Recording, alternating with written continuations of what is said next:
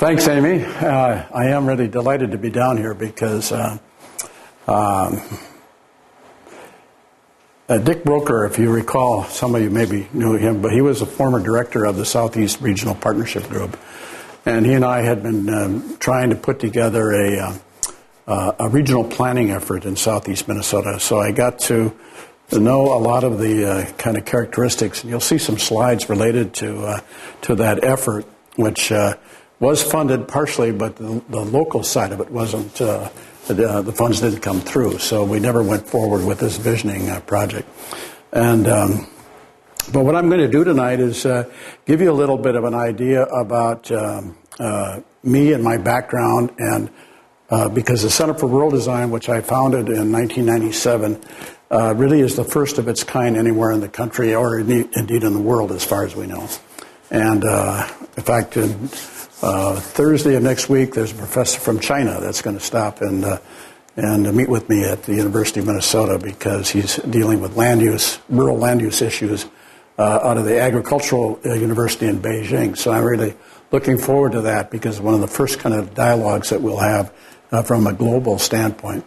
And many of the issues that we are dealing with, I think, really do have certainly regional, statewide, global kind of connections, because the future of America, maybe the future of the world, is really significant on having a strong rural culture and society that operates and can provide food and everything else.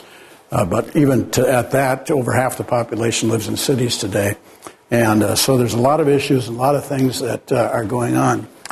And so I'm just going to go into this, and let's see if I can do this right here. I like this painting here.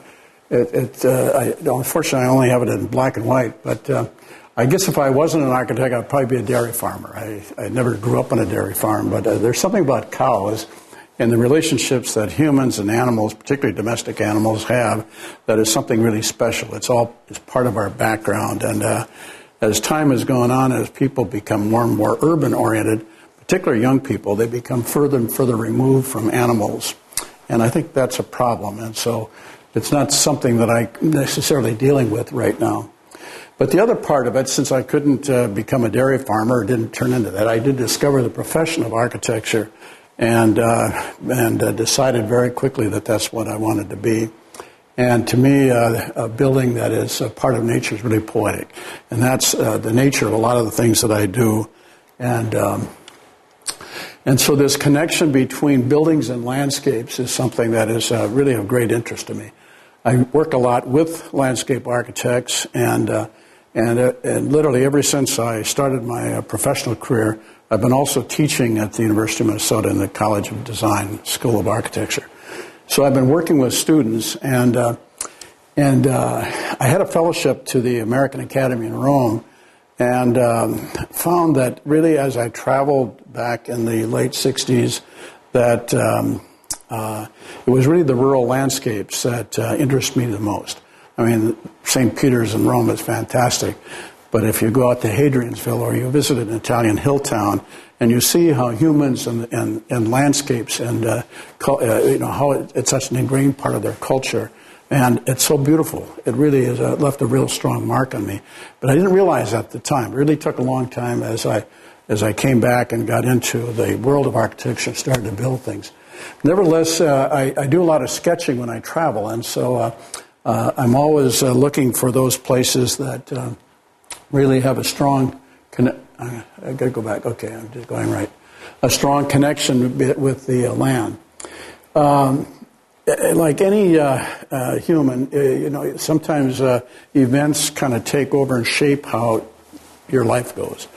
And when I first started my office in the early 70s, there was a Minnesota Zoo project.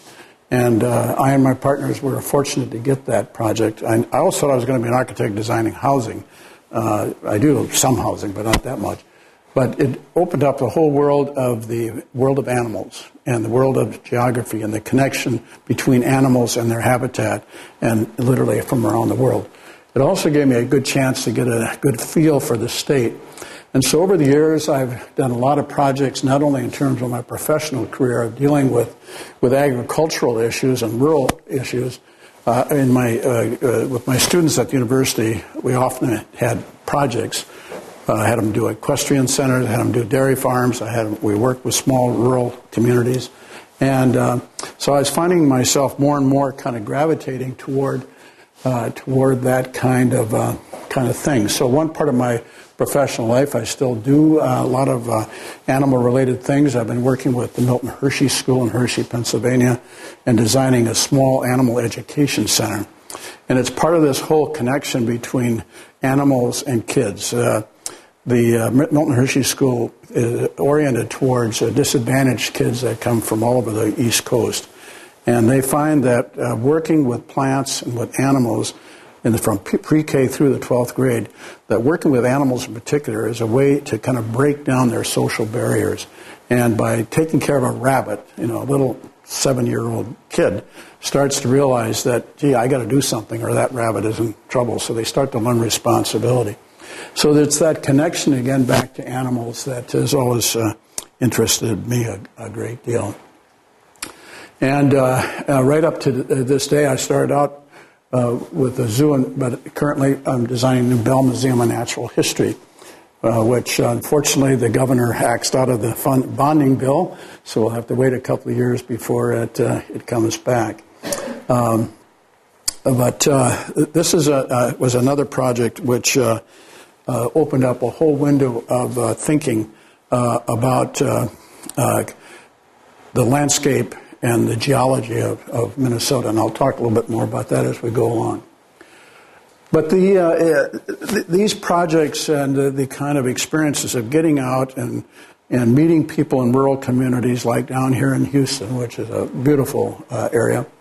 I should probably have some pictures of some of the barns that were in here.